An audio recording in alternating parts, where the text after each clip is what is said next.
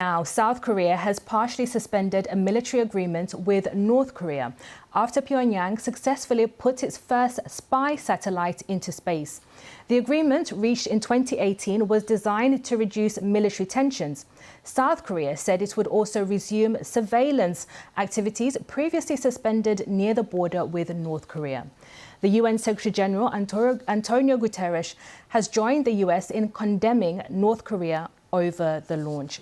Well, we can go live now to our correspondent in Seoul, Jean Mackenzie. Jean, what is the impact of South Korea partially pulling out of this military agreement with the North?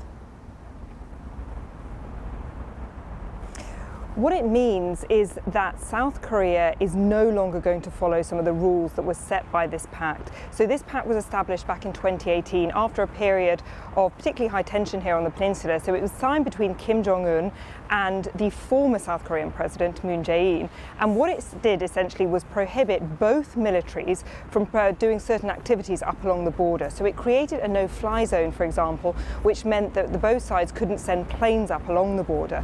But South Korea has been saying for a while now that this means that it is vulnerable to a North Korean attack because it can't properly survey what North Korea is doing. So with this spy satellite going into space today from the North Korean side, which can, in theory, if it works, be able to monitor South Korean and US troops on the ground here on the peninsula, South Korea is just saying, look, it's now too vulnerable, it is too constrained. So by suspending parts of this pact, it is now going to fly reconnaissance planes and reconnaissance drones up along the border to say, it says, to give it a better view of North Korea and to be able to monitor an incoming attack.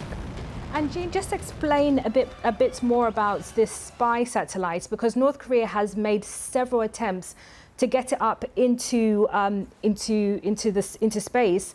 And do we know whether it was actually successful, definitively successful?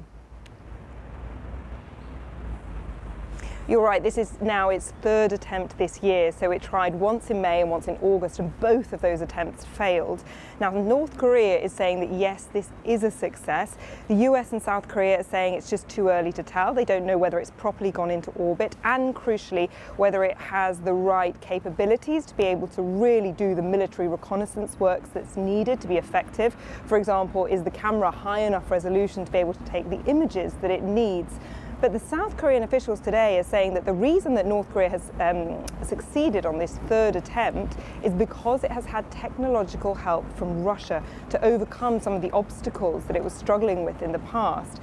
Now, there is some debate over this. I've spoken to some military experts today who say that actually they think the time frame on this doesn't quite add up, because we're mapping this back to when Kim Jong-un met Vladimir Putin in Russia's Far East a couple of months ago. And the experts are saying this just wouldn't have given the North Koreans time. This is a piece of equipment they've been working on their own now for many years. Thank you very much. Our correspondent there in Seoul, Jean Mackenzie, thank you for that analysis.